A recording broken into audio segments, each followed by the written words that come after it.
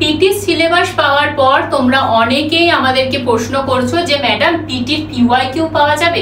দেখো এই বিষয়ে একটা কথা বলে রাখি, তোমরা জানো যে এই রেগুলেশন আসার পর কিন্তু একটাও এসএলএসটি হয়নি, তবে মাঝে 2022 সালে যে সাঁওতালি মিডিয়ামের পরীক্ষাটা হয়েছিল সেখানে কিন্তু পিটি হয়েছিল। তো সেই পিটির প্রশ্নই তোমরা পিওয়াইকিউ হিসাবে প্র্যাকটিস করতে পারো। কিন্তু এই বিষয়ে আরো একটি কথা বলে রাখি, সেটা হচ্ছে পিটির যে প্রশ্নটা তোমাদের আমাদের ওয়েবসাইটে আপলোড করা হয়েছে সেটা কিন্তু স্মৃতি থেকে প্রাপ্ত কিছু প্রশ্ন, অর্থাৎ আমরা হার্ড কপি পাইনি। পরীক্ষা দেওয়ার পর পরীক্ষার্থীদের মনে হয়েছিল যে যে প্রশ্নগুলো এসেছিল সেগুলোই কিন্তু তোমাদের দেওয়া হয়েছে। তাহলে কিভাবে এই পিটির পিওয়াইকিউটা পাবে সেটা একটু আমরা দেখে নিই। দেখো প্রথমেই আমাদের অন্যান্য দিনের মতো যেমন তোমরা দেখে থাকো blog.bscci.in, সেটা কিন্তু তোমাদের ফোনে খুলবে। এই সারফেসটা ওপেন হচ্ছে, ইংলিশটাকে তোমরা প্রথমেই বাংলা করে নেবে।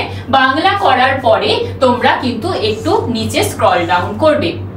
স্ক্রল ডাউন করার পরে দেখো তোমরা এখানে যেমন সিলেবাস পাচ্ছ তার সাথে কিন্তু পিটির পিওয়াইকিউ পাচ্ছ। এই ব্লকটাতে ক্লিক করলে তোমরা একদম নিচের দিকে চলে আসবে, সেখানে কিন্তু তোমরা পিটির যে প্রশ্ন সেটা ডাউনলোড করে নিতে পারছো। ডাউনলোড বাটন পেয়ে যাচ্ছ, ক্লিক করলে এই সারফেসটা ওপেন হচ্ছে। নিজেদের ডেটা দিয়ে পূরণ করে নাও এবং অবশ্যই কিন্তু পিটির পিওয়াইকিউটা ডাউনলোড করে নাও। এই হচ্ছে বিষয়। এই পিটির পিওয়াইকিউ বলে কিছু নেই।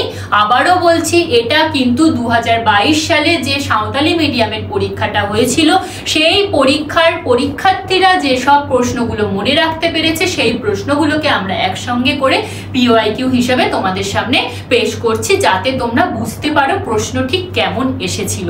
Thank you.